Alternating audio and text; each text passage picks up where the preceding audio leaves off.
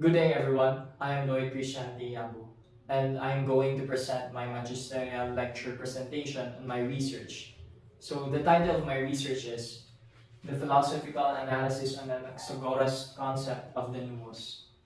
So first, let us get to know Anaxagoras. So Anaxagoras is a pre-Socratic Greek philosopher born around 500 BCE in Clazomene. Was the first of the pre-Socratic philosophers to live in Athens, and he was the first to give a correct explanation of eclipses and was both famous and notorious for his scientific theories. So the questions confronted in this research by Anaxagoras is that, what is the cosmos made of? How did the cosmos come to be? So for my thesis on this research, it is the nous that which allows all things in the universe to be. It is an intelligent force that brings order and organization to the chaotic mixture of the particles in the cosmos. But there is a hierarchy in which the higher rules over the lower, and it has its own ends. So for my point number one, Anaxagoras proposed that the cosmos is governed by a transcendent and intelligent force called nous. So this nous is responsible for bringing order and organization in the universe. It is the ultimate guiding principle which orchestrates the motion and arrangements of all things within the cosmos. So for my point number two, Anaxagoras argued for the infinite divisibility of all things and substances in the cosmos. So according to his cosmology, no matter how small a particle may be, it still contains portions of all other substances. So for my point number three, Anaxagoras rejected the idea of elemental transformation, which was common in earlier Greek cosmological theories. So instead, he proposed that everything is a mixture of different kinds of particles. These particles are not transformed into one another, but rather mixed in various proportions, giving rise to the diversity of substances observed in the cosmos. So going to the objections. First objection, some argue that Anaxagoras' concept of nous as the ordering principle lacks empirical evidence or logical coherence. The existence of a transcendent and intelligent force guiding the cosmos is not observable or verifiable through empirical methods. So for the objection 2, some have raised objections to the second main point, which is the idea of infinite divisibility on both theoretical and practical grounds. So the concept of infinitely divisible particles raises questions about the nature of reality and the possibility of reaching an ultimate smallest unit. So what about the case of the pure materials and the nous, which is considered to be self-ruled? So for my answer to this first objection, there is a hierarchy of nous, as what was emphasized by Anaxagoras. So, and when he talked about the once and for all movement by nous, which sets everything into a continual motion, he is rather referring to the finer nous governing celestial bodies. This operates according to a higher order and harmony, guided by a more refined intelligence. However, what makes the continual motion of the universe is the coarser nous, which influences earthly substances, implying a lesser degree of order and harmony compared to the celestial realm, and which are subject to greater variability and imperfection.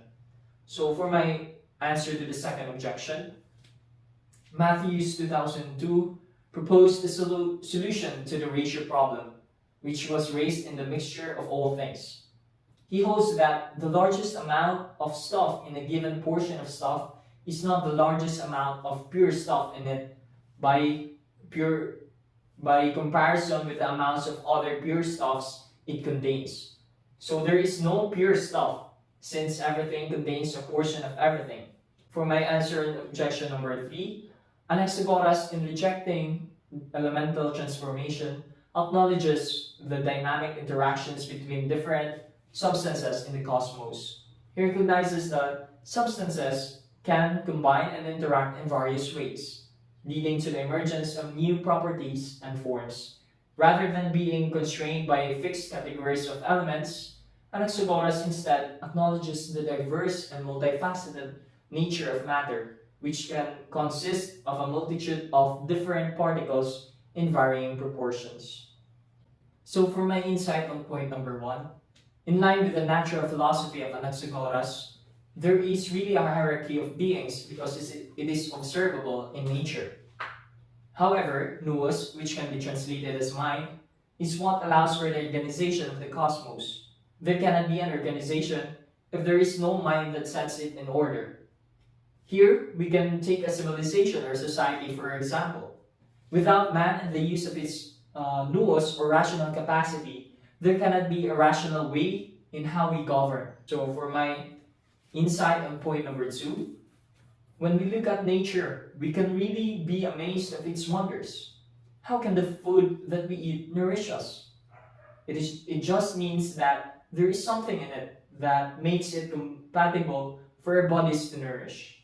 Nourishment is an important factor which fuels our existence and support our growth. In order for us to flourish and to pursue our purpose and fulfillment in life. This is the basis of Anaxagoras in claiming that everything is in everything. So for my insight on point number 3, substances retain their inherent properties even when they mix with another. An illustration of this would be a fruit salad, which consists of many different kinds of fruits like watermelon, banana, mango, apple, and coconut. All these fruits contribute to the overall taste and appearance of the fruit salad, but each retains its own unique flavor. So for my conclusion in my research on Anaxagoras' concept of the nous is that we must keep in mind that the approach of Anaxagoras in finding the origin of the universe is based on a natural philosophy, and this means that it focuses or deals on with nature, the cosmos, animals, plants, or both living and inanimate objects, and obeys some sort of law or order. His idea of the nous offered a significant insight to the succeeding philosopher of his time, most especially Plato, who incorporated the idea of the nous to his own idea of a divine intellect, and which became the basis for the medieval philosophers like St. Thomas Aquinas to develop his idea of the philosophical God. It significantly offers a profound reflection into the interconnectedness of all things. Studying Anaxagoras also helps me to cultivate a deeper appreciation for the interconnectedness of all things and strive to live in harmony with nature and believe in the intelligent force that brings order in the chaotic mixture of the universe, which in my case, as a Catholic, is God. So that would be all, and thank you.